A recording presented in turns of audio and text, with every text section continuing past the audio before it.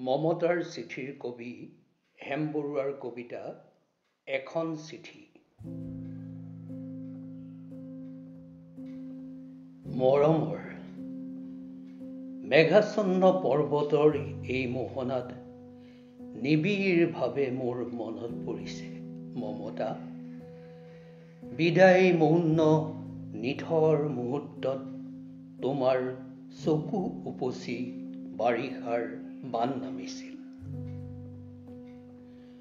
তাৰ উত্তৰত মই মাথো নিৰুত্তৰ হৈ ৰলো। সেইবোৰ অনাখৰি কথা আজিও অন্তৰত পৰ্বতীয়া বনপোৰা জুই হৈ আছে।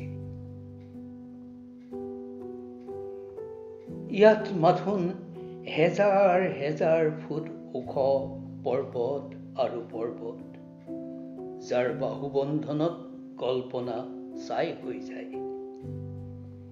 এই পৰ্বতবোৰতে প্ৰতিধ্বনিত হৈ আছে আমাৰ বুকুৰ তেজৰ চেকুৰাবোৰ, অন্তৰৰ জুই শিখা আৰু মৰমৰ মৰিশালিবোৰ।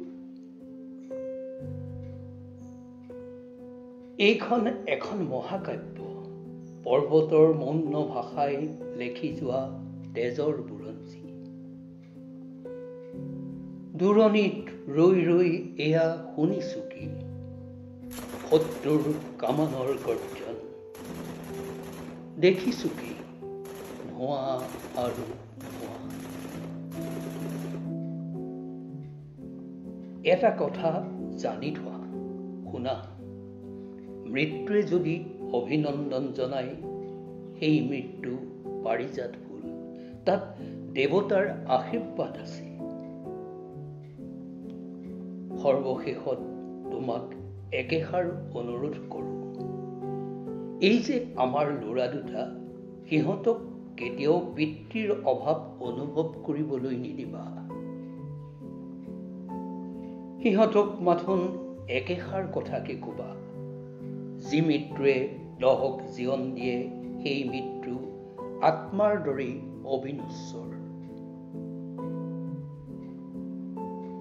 আজিলে সামৰো দেই, দীঘলীয়াকৈ চিঠি লিখিবলৈ আজৰি নাই।